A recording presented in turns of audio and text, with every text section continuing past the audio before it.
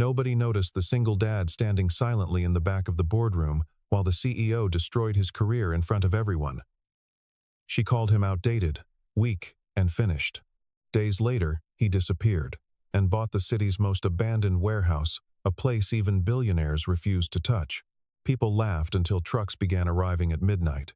Investors started changing sides, and the CEO realized too late that the man she humiliated wasn't broken. He was building something massive. Now the empire she spent 10 years creating is collapsing piece by piece. And the only person powerful enough to save it is the rival she created herself. The conference room on the 32nd floor of Meridian Logistics had floor-to-ceiling windows that overlooked the entire city. On clear mornings, you could see the harbor from there, the cranes, the container ships, the slow pulse of commerce moving through steel and salt water. Daniel Carter used to love that view.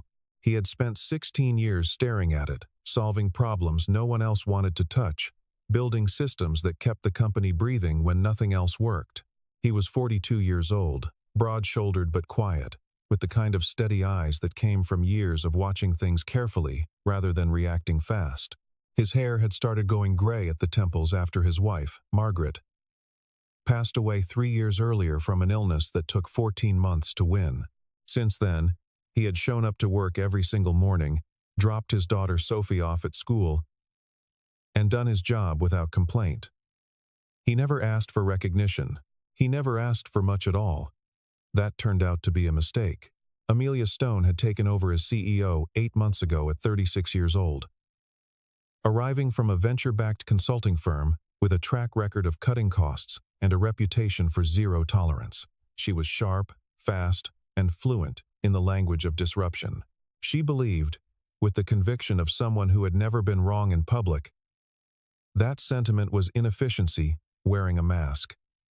She had walked into Meridian, looked at the org chart, and immediately identified what she called dead-weight people who had been in the same roles too long, who moved too slowly, who asked too many questions about risk. She had a point, sometimes, but she also had a habit of mistaking caution for cowardice and experience for obsolescence. Daniel Carter was the clearest example of both mistakes at once. The quarterly operations review that Thursday morning started at 9. 30 people filled the room. Daniel sat near the back, as he usually did, with a thin folder of notes in front of him. He had flagged 3 supply chain vulnerabilities in a report, submitted 2 weeks prior gaps in the Eastern distribution network that, if left unaddressed, would cost the company millions in the following fiscal year. Nobody had responded to the report. He had assumed it was being reviewed. He had assumed wrong. Amelia opened the meeting with slides. Clean, aggressive, full of arrows pointing upward. She talked about growth targets and market capture and the need for the company to move faster than it ever had before. Then she pulled up a slide with a single red circle on it. Inside the circle was Daniel's department. She looked at the room, let the silence do its work, and began. She said his systems were outdated by industry standards. She said his processes had not evolved in 3 years. She said the Eastern distribution delays, the very ones he had flagged in his ignored report, were the direct result of his department's failure to adapt. She did not read the report. She did not ask him whether he had already identified the problem. She presented the failure as his creation and herself as the solution, and she did it in front of every senior manager in the building. Daniel raised his hand once. She talked over him. He tried again, quietly, and said there were structural risks in the acceleration plan. She was proposing that moving too fast on the Eastern network without rebuilding the routing infrastructure first would create bottlenecks worse than the ones she was blaming him for. She looked at him the way someone looks at a door that won't close properly. Flat. Dismissive. Final. Daniel, she said, and the room went very still. This company doesn't need historians. It needs people who can move. She set down her clicker. She did not raise her voice. She didn't need to. You're finished. The silence that followed was complete. Not a chair shifted. Not a pen clicked. 30 people looked at their hands or their screens or the middle distance, doing the quiet calculus of self-preservation that happens whenever power speaks and no one challenges it. Daniel sat still for a moment. Then he closed his folder, stood up, buttoned his jacket out of habit, and walked out of the room without a word. He took the elevator down alone. He turned in his badge at the security desk. He walked to his car in the parking garage and sat behind the wheel for a long time without starting the engine. The city hummed around him. The morning went on without him. He had 16 years in that building, and nothing in his hands to show for them. He drove home a different way than usual, taking the long route along the waterfront road. He wasn't sure why. Maybe he needed more time before he had to explain anything to Sophie. Maybe he just needed to drive. He had just crossed the old industrial district near the port when he saw it set back from the road behind a chain-link fence, enormous and gray and broken, a warehouse the size of a city block with half its windows boarded up and the other half open to the sky. He pulled over without deciding to. He sat there looking at it for a long time. Something shifted in his face, something that had not moved in 3 years. 2 days later, Daniel drove back to the warehouse. This time he brought Sophie. She was 12, quiet and observant, with her mother's eyes and her father's patience. She looked at the chain-link fence, the cracked concrete, the rust-stained loading bays large enough to swallow semi-trucks. She looked at her father. "Dad," she said slowly, "why are we here?" Daniel didn't answer right away. He got out of the car, walked to the fence, and pressed his fingers against the chain link, the way you press your hand against the glass of something you want to understand. He stood there and looked at the building for almost a full minute before he spoke. "Because no one else sees what I see," he said. "The warehouse had a name, once. Hartwell Distribution Center, the largest regional logistics hub on the eastern seaboard for nearly a decade. Processing millions of packages a year through a network that 6 other companies depended on. Then, in 2015, a financial scandal collapsed the parent company practically overnight. The CEO had been cooking the books for years. The hub closed in 72 hours. Contracts evaporated. The infrastructure, the conveyor systems, the dock doors, the routing hardware was stripped out and sold at auction. What remained was the shell, 47,000 square feet of reinforced concrete, steel frame construction, and a loading capacity that no new development in the area could match. It sat on 12 acres of industrial-zoned land, 2 miles from the port, directly adjacent to 3 major highway interchange points. Every commercial developer who had looked at it in the past 9 years had walked away. The cleanup costs were too high. The neighborhood was too depressed. The upside was too uncertain. It had been sitting there, slowly absorbing rain and graffiti, and the particular silence of things the world has given up on. Daniel had done his research in those 2 days. He knew the outstanding tax liens down to the dollar. He knew the structural inspection reports from 2018, which showed the foundation and frame in better condition than the exterior suggested.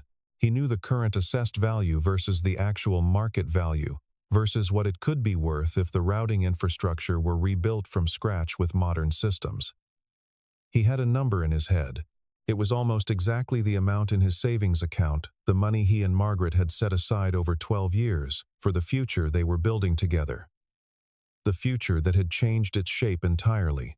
He spent one night going over the numbers again and again, checking them from different angles the way he always checked things, methodically and without drama. In the morning, he called a real estate attorney and made an offer. His friend Marcus, who worked in finance and had known Daniel for 20 years, called him the same afternoon the offer was accepted. "Tell me you didn't," Marcus said. Daniel told him he did. There was a long silence on the line. "Danny, that's your life savings. That's a condemned building in a flood zone, next to a port that lost its biggest tenant." Daniel said he knew. Marcus said, "They're going to think you've lost your mind," Daniel said, "probably." He thanked Marcus and ended the call. 2 days after that, word reached Amelia Stone through the informal network of gossip and mutual contacts that connects every business community. She heard the name. She heard the address. She laughed, briefly and without warmth. The way you laugh at something so absurd it doesn't even register as a threat. "He bought garbage," she told her assistant, and moved on to her next meeting. She had no reason to think about Daniel Carter again. She was wrong about that too. The renovation started the following Monday. Daniel arrived at 6 in the morning with a contractor, a structural engineer, and a very long list. He did not announce anything. He did not put up a sign. He pulled the permits quietly, under a corporate name he had registered 3 weeks earlier, a name that meant nothing to anyone who might be watching. And at first, nobody was watching. The work began. The first thing the neighbors noticed was the lights. The old warehouse had been dark for nearly a decade. A black mass in the skyline that you stopped registering after a while. The way you stop registering anything permanent enough. But suddenly, at 10 o'clock, on a Tuesday night, the upper windows began to glow. Not the dim flicker of a work lamp, but something brighter, more purposeful. The kind of light that meant something serious was happening inside. A woman who lived in the apartment building across the street watched from her window for a while, then went to bed. Her neighbor, an older man who had spent 30 years working the docks, stood on his balcony for longer. He had seen that warehouse active once, in its best years. He recognized the rhythm of serious work even at a distance, the way the lights moved, the way vehicles came and went with deliberate precision. He went to bed thinking something was changing. He was right. By the third week, the pattern had established itself. Workers arrived before dawn and left well after midnight. Trucks came in 2 and 3 at a time along the access road that ran behind the building. Quiet enough, not to draw attention, but too frequent to miss entirely. The cargo those trucks carried was not the kind you could easily identify from outside large crates, long equipment cases, pallets wrapped in industrial shrink film. A forklift worked the loading bay in near silence, guided by a man in a yellow vest who moved with the economy of someone who had been doing this work for a long time. Inside, the building was transforming. The cracked concrete floors had been ground down and resealed. New electrical runs followed the ceiling joists like neat rivers of conduit. The dock doors had been replaced, all 16 of them, with hydraulic models that sealed tight and opened fast. A raised control room was being framed at the center of the floor, with floor-to-ceiling glass on 3 sides, so whoever worked there could see the entire operation at once. Daniel had not gone into the renovation blind. In the weeks after leaving Meridian, he had made calls. Quiet, careful calls to people he had worked with over 16 years, engineers who had moved on to other companies, logistics specialists who had left the industry out of frustration, tech developers he had consulted on side projects. He had one specific conversation that changed the direction of everything. He reached a man named Victor Reyes, who ran a 7-person startup building AI-powered routing software for mid-size logistics operations. Victor had been trying for 2 years to find a facility willing to pilot his system at full scale. Every company he approached wanted the proof of concept before committing the space. Every facility required the software before committing the investment. It was the classic deadlock that kills good ideas quietly. Daniel called Victor and said he had the space. Victor drove out the following morning, walked through the empty warehouse, and stood in the middle of the floor looking up at the ceiling for a long time. Then he looked at Daniel and said, "When do we start?" The technology they were building together was not incremental. Victor's system used real-time data to reroute packages dynamically through the facility, adjusting flow, predicting bottlenecks before they formed, redistributing labor in response to volume fluctuations with a speed no human dispatcher could match. It was the kind of system that didn't require a massive existing operation to run. It was designed to outperform at smaller scale, which meant a new facility could compete with established giants from day one instead of waiting years to build volume. Daniel understood immediately what that meant. He had spent 16 years watching large operations fail because they were too rigid to adapt. He had watched Meridian, specifically, become too large and too slow to correct its own mistakes. The system Victor had built was the opposite of everything that had gone wrong. It was the thing Daniel had been imagining for years without knowing he was imagining it. Sophie came to the warehouse 3 afternoons a week after school. She did homework at a folding table in the corner of the control room, while her father walked the floor below, talking with contractors and engineers, pointing at walls and ceiling runs. making decisions with quiet authority. Sometimes she would look up from her books and watch him, and there was something in her face that was hard to name. Not pride exactly, more like recognition. The look of someone seeing something they already knew was true, finally being proven in the physical world. Sometimes she helped. She was good at organization, at labeling systems, at the kind of detail work that makes large operations function smoothly. She had, without either of them acknowledging it directly, become part of what he was building. Meanwhile, 7 miles away in the 32nd floor office with the harbor view, Amelia Stone's company was beginning to make small, invisible errors. The Eastern Distribution Network, the one Daniel had warned about, the one she had accelerated over his objection, was showing the first signs of the strain he had predicted. Delivery windows were widening. Rerouting delays were increasing.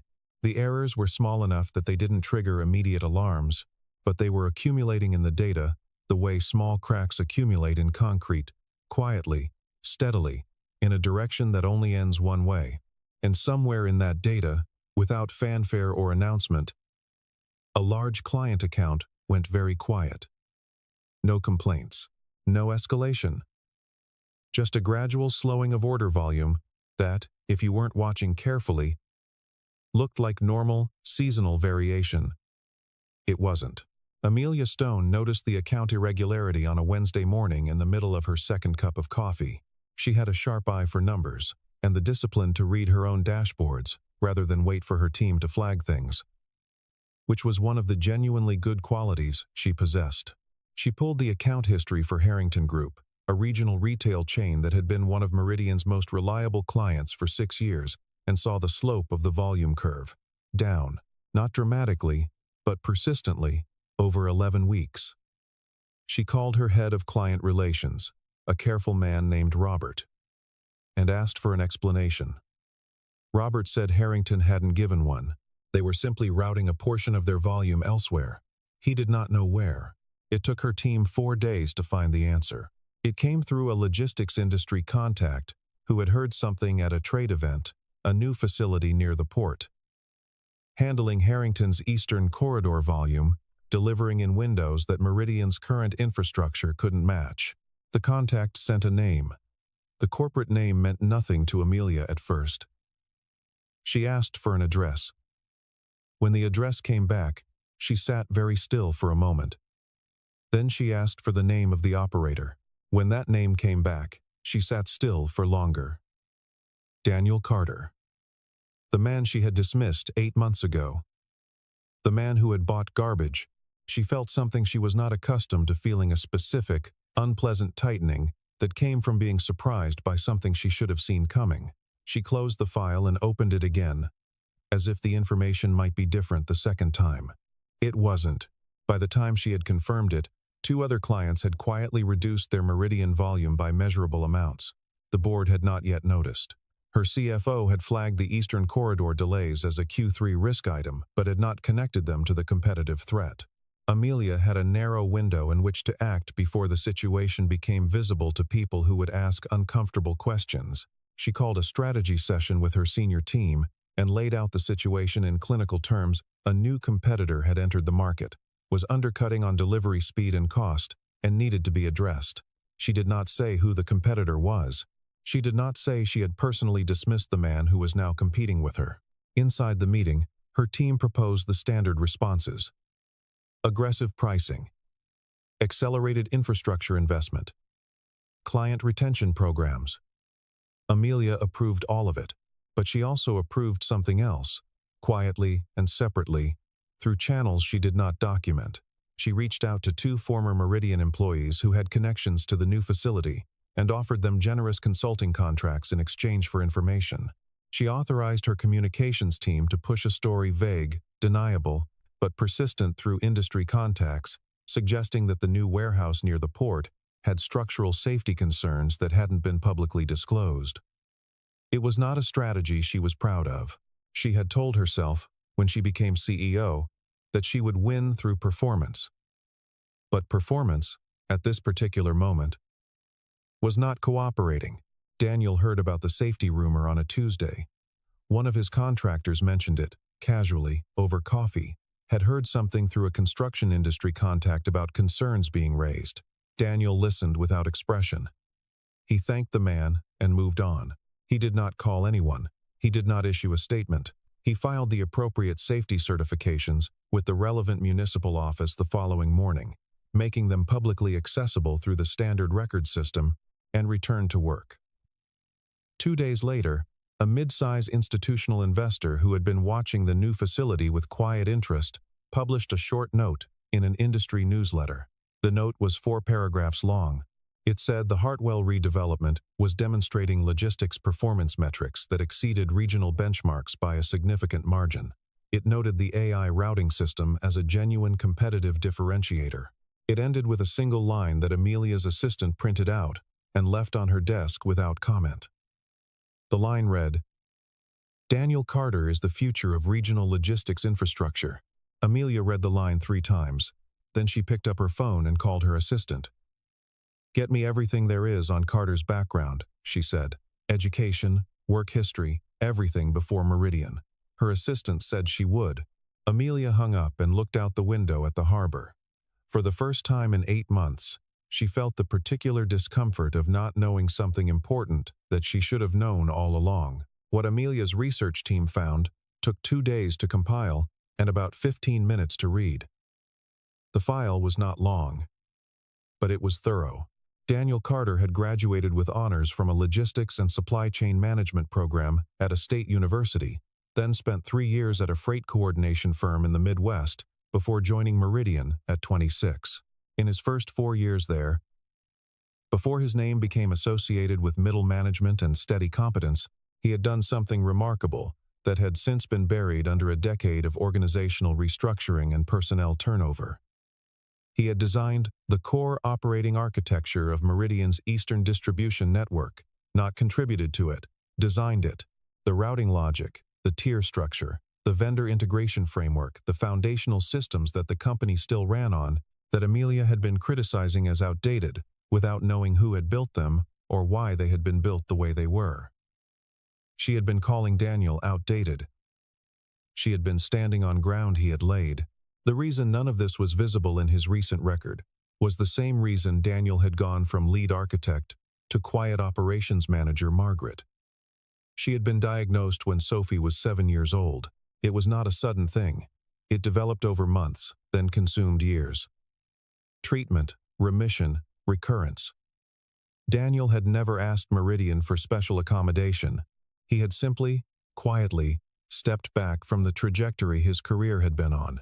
He turned down a VP offer in 2018 because accepting it would have required travel he couldn't do, while Sophie needed consistency and Margaret needed someone present. He stopped raising his hand for the high-profile projects. He managed his department with the same competence he had always had, but he stopped being visible in the way the company rewarded. By the time Amelia arrived, he was simply a middle manager in a department that wasn't growing fast enough. She had no context for what she was looking at. She had fired a man she hadn't understood.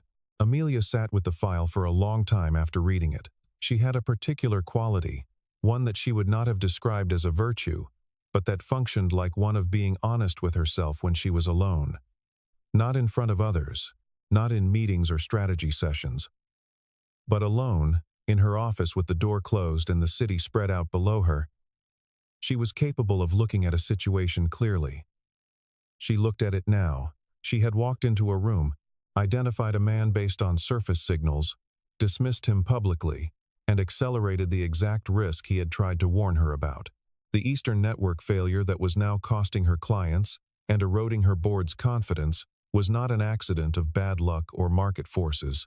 It was, in substantial measure, the result of a decision she had made in a conference room while 30 people watched and no one objected. She had been wrong. She had been wrong loudly and publicly, and at someone else's expense, and the account was now coming due. At the warehouse, Sophie had asked her father a question one evening while they were packing up after a long day. She was leaning against the wall of the control room, watching him go over routing data on a laptop, and she said quietly, the way she asked the questions that mattered, "Why didn't you tell them who you really are? At Meridian, I mean. Why didn't you just show them what you built?" Daniel looked up from the screen. He thought about it for a moment the way he always thought about things, not performing consideration but actually doing it. Then he said, "Because real value doesn't need to shout." Sophie looked at him with her mother's eyes. She seemed to be deciding whether she believed that. She was 12 years old, and not entirely sure yet whether patience was wisdom or just delay. But she wrote it down in the small notebook she kept in her bag. The one where she kept things she wanted to remember. She wrote it down and didn't say anything more. 3 weeks later, on a cold Thursday afternoon, a car Amelia Stone didn't usually drive pulled into the access road behind the Hartwell facility. She had come alone, without her assistant or her driver.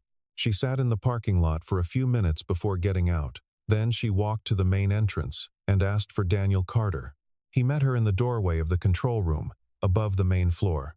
Below them, the facility was running conveyors moving, workers directing flow, screens showing the live routing data in real time.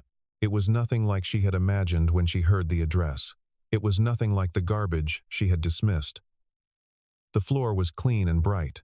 The systems hummed with the particular quality of things that were working exactly as intended. The scale of what he had built in 8 months, with resources that amounted to a fraction of what she managed annually, was something she absorbed in silence for a long time before speaking. Daniel stood beside her and watched her take it in and said nothing. He waited the way he had always waited, not to make a point, but because he had learned long ago that silence was often more honest than words. Amelia made her offer directly, without warm-up or softening. She said Meridian was prepared to acquire the facility and the routing system at a significant valuation. She named a number that would have been life-changing for most people.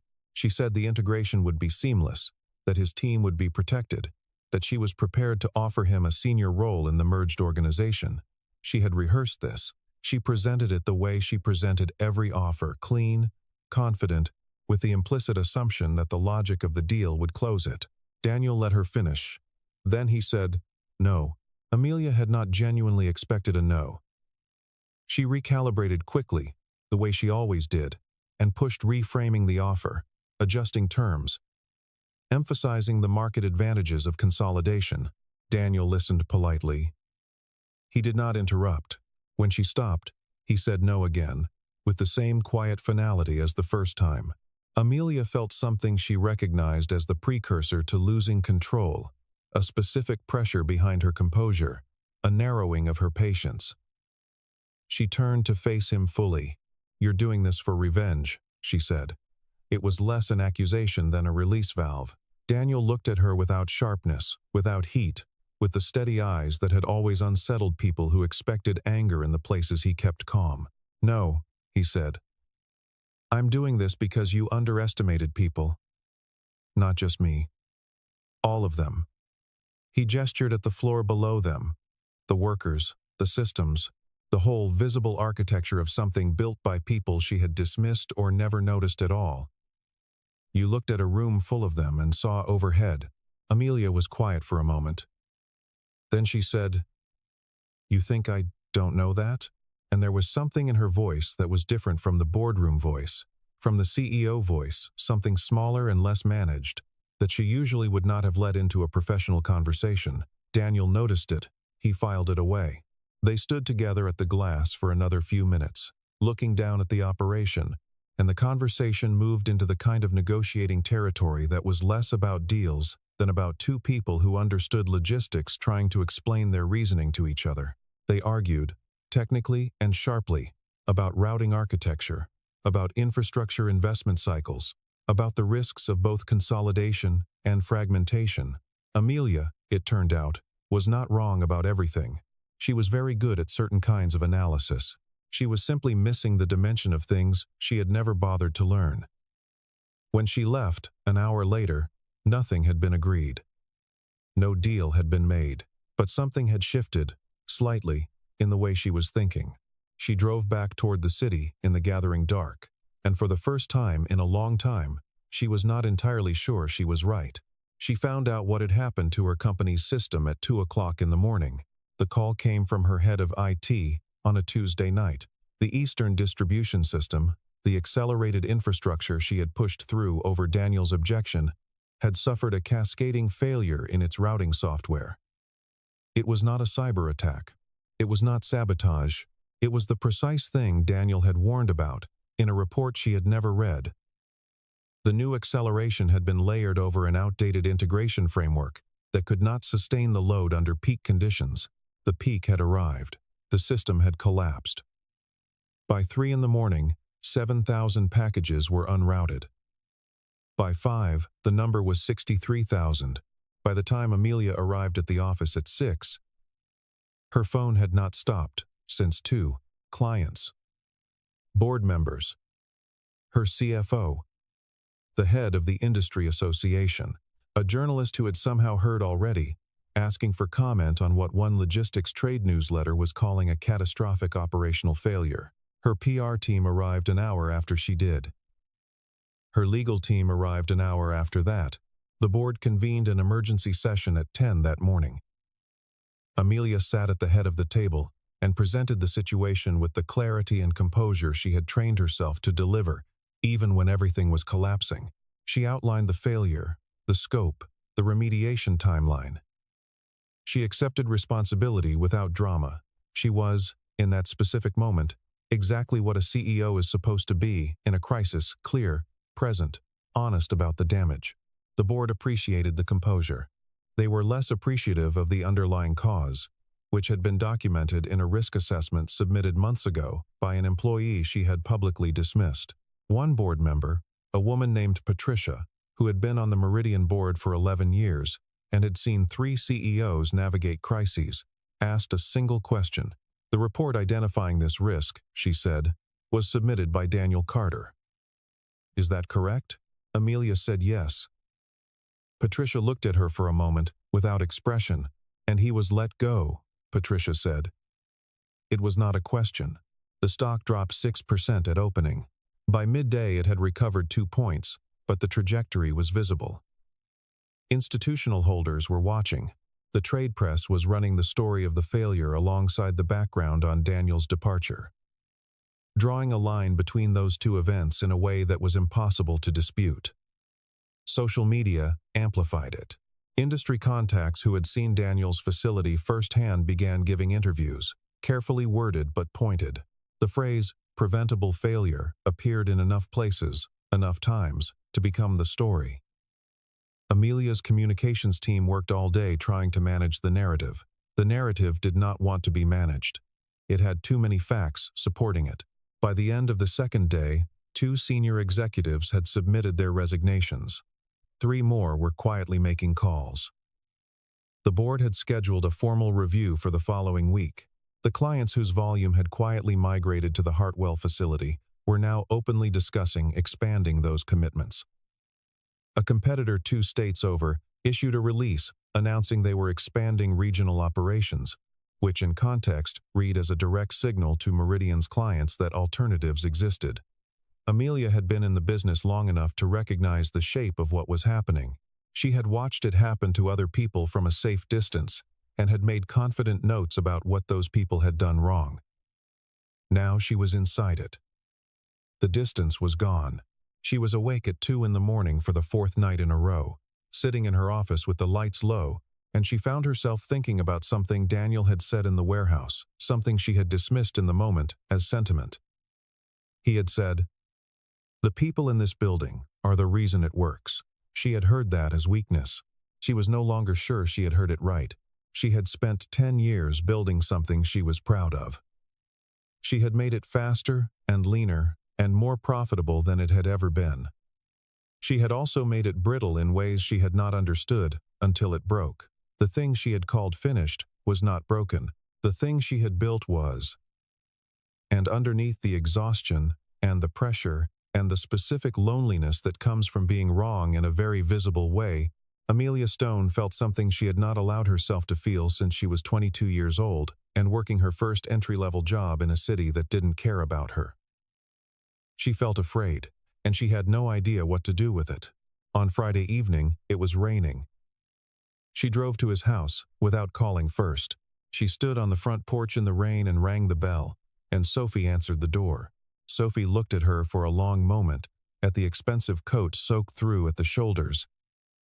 at the face that was not composed the way it had been in the warehouse, and said, "Just a minute," and went to get her father. Daniel came to the door in a gray sweater, still holding a dish towel. He looked at Amelia. He said nothing. She stood in the rain and said, "I need your help." Her voice was even. She was not going to fall apart on a stranger's porch. But there was something underneath the evenness that she could not hide entirely, a quality of rawness, of something scraped down to its real surface, that changed the sound of the words. Not for a deal, not for an acquisition. "I just need someone who understands what broke to help me fix it before the people who work in that building lose everything." She stopped. She took a breath. "I know I have no right to ask." Daniel looked at her for a long moment in the rain. He said nothing. Then Sophie's voice came from somewhere behind him, not loud, not directed at anyone, the way children say things that land exactly because they're not trying to. Mom used to say strong people help even when they're hurt. The rain fell steadily on the porch steps. Amelia looked at the door. Daniel looked at his daughter, somewhere out of sight in the hallway, and something in his face moved in a way that had nothing to do with Amelia Stone, or Meridian Logistics, or the logistics industry at all. He stood there for a moment with his daughter's voice in the air, and his wife's words in it. And he made the decision that he had probably already made before Amelia arrived. He told her to come inside. He made coffee. They sat at the kitchen table, the CEO whose empire was collapsing, and the man she had called finished, and they talked until nearly midnight. Amelia told him the full scope of the failure. She told him about the board review. She told him about the resignations and the client conversations and the stock trajectory. She told him what her team had tried and where they had hit walls. She was precise and thorough and honest in a way she was rarely honest with anyone, partly from desperation and partly because something in the plainness of the kitchen and the quiet of the house made performance feel exhausting. Partway through, she stopped in the middle of a sentence and said, quietly, "I'm scared." Daniel looked at her. He said, "I know." She looked at the table. "I've been scared this whole time," she said, "since day one. I just thought if I moved fast enough it would look like confidence. And eventually, it would turn into confidence." Daniel said, "Sometimes it does." She said, "Not this time." He said, "No, not this time." They sat with that for a moment, and then Daniel pulled out a notepad and said, "Okay, show me the architecture." In the morning, he drove to Meridian. He had not walked through those doors since the day he left. He entered through the main lobby, and the woman at the security desk recognized him immediately. She called him Mr. Carter and issued him a visitor badge with a warmth that had nothing to do with his official status. Just with the fact that she remembered him as someone who had always said, "Good morning," and meant it. He took the elevator to the operations floor, not the executive floor. And when the doors opened, he was met by a silence that was different from the silence of an empty room. It was the silence of people who had been under pressure for days and were running on coffee and anxiety, and the particular gallows humor of teams in crisis. 3 of his former direct reports were there. When they saw him, one of them, a young logistics analyst named Kevin, stood up from his desk. He didn't say anything. He just stood up, the way you stand up when something you'd stopped expecting walks back into the room. Daniel set his bag down at an open workstation, looked at the system display, and began. He did not make announcements. He did not give a speech. He looked at the architecture of the failure the way he had always looked at broken things, without blame, without sentiment, with the clean attention of someone who just wanted to understand the problem well enough to fix it. He asked questions. He listened to answers. He drew diagrams. He asked more questions. He identified 3 critical intervention points in the routing logic that, if addressed in sequence, would start clearing the backlog without destabilizing the parts of the system that were still functional. He assigned work to the people in the room with the same quiet authority. He had always had, not the authority of title, but the authority of someone who understood the thing better than anyone else present, and was not using that understanding to establish hierarchy, but simply to solve the problem. By the afternoon, the backlog was moving. Not cleared, that would take days, but moving. which meant the trajectory had changed. Clients who had been calling every 4 hours started calling every 8. The board received an update that used the word stabilizing for the first time since the failure. Amelia watched from the doorway of the operations floor for a long time without entering, and what she watched was not the system recovering. It was the way the people in the room were working, the change in the room from Wednesday to Thursday, from dread to focus, from individuals managing their own panic to something that looked, for the first time in days, like a team. Daniel had not told anyone to feel that way. He had not given a speech about culture or resilience or the importance of human capital. He had sat down at a workstation and done excellent work, and the people around him had felt it and responded to it the way people always respond to someone who actually knows what they're doing. They lifted. Amelia stood in the doorway and thought about the things she had said in that conference room 8 months ago. How the room had gone still. How nobody had moved. She thought about the 16 years this man had spent building the ground she was standing on, and how she had walked in and dismissed him in front of 30 people without knowing any of it. She felt the weight of that in a specific, physical way, not guilt exactly, more like a debt you have been carrying without knowing it, and someone has just put a number on it. When the board called that evening to tell her they were convening the formal review in 48 hours, she told them there was something she needed to say first. Daniel was packing up to leave when Amelia came to the workstation. She stood beside him and watched him for a moment, and then said, "The board wants you to come back as CEO." Daniel kept packing. "I know," he said. "Word travels." She said, "It would solve the problem." He said, "No, it wouldn't." She said, "What?" He looked at her. Replacing one person isn't a solution. The system has to actually change. The culture has to change. He said it without accusation, just as observation, the way he said most things. That's a longer project than fixing the routing software. Amelia said, "So what are you saying?" Daniel said, "I'm saying, I'll help you get it stable. I'll consult on the structural rebuild if you want, but I'm not coming back here." He closed his bag. "I'm not what Meridian needs. You need someone who wants to be here. And I found out that I already am somewhere." Amelia was quiet. Then she asked the question that had been underneath everything for the past 2 days. She asked it without strategy, without framing, with the directness of someone who had run out of performance. "After everything," she said, "after what I did to you in that room, why did you help?" Daniel picked up his bag. He thought about Sophie at the kitchen table. He thought about Margaret's voice in his daughter's words. He thought about the warehouse at midnight, the lights coming on in the windows of something the world had given up on. "Because destroying people is easy," he said. "Building them is harder." He looked at her one more time, not with warmth exactly, but with something that was not its opposite. Then he walked to the elevator. The board met on a Monday morning.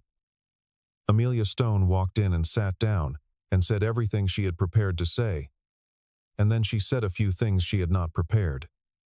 She told them about the report. She told them about Daniel's warning and her decision to override it. She told them that the failure of the Eastern Network was not a market anomaly or a technology problem.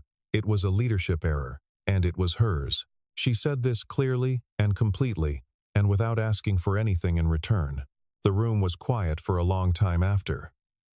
Then she said she was resigning as CEO, effective at the end of the quarter, and that she would spend those months doing everything in her power to ensure a stable transition.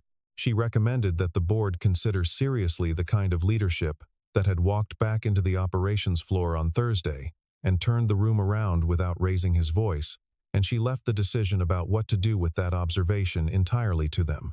She walked out of the board meeting into a hallway that was very quiet. Her assistant was waiting with a coffee. She took it and stood by the window and looked out at the city and felt something she had not expected, not relief, not grief, but something cleaner than either. The feeling of a thing being named accurately. The board did approach Daniel. He took the call and listened to the full offer and thanked them with the sincerity he brought to most things. Then he declined. He said he had thought about it seriously and that he was grateful for the consideration, but that his answer was no. The person they were looking for was out there. It was not him. He had something he needed to finish. He ended the call, picked up his daughter from school, and drove to the warehouse. He had a systems review scheduled with Victor at 4 o'clock and dinner to make afterward, and the spring afternoon was the kind that made the harbor look like something in a painting, flat and silver and full of light. The months that followed moved the way good work. The Hartwell facility signed 3 mid-size regional clients in the first quarter and 2 larger ones by the summer. Victor's routing system was being discussed in trade publications as a model for the next generation of logistics infrastructure.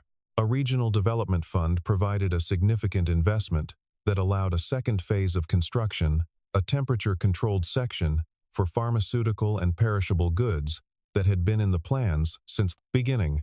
Daniel hired 40 people in that period, nearly all of them from Meridian or from the community around the old industrial district, people for whom the work mattered in both directions. He ran meetings standing up, at the glass rail above the floor, where everyone could see the operation moving below them.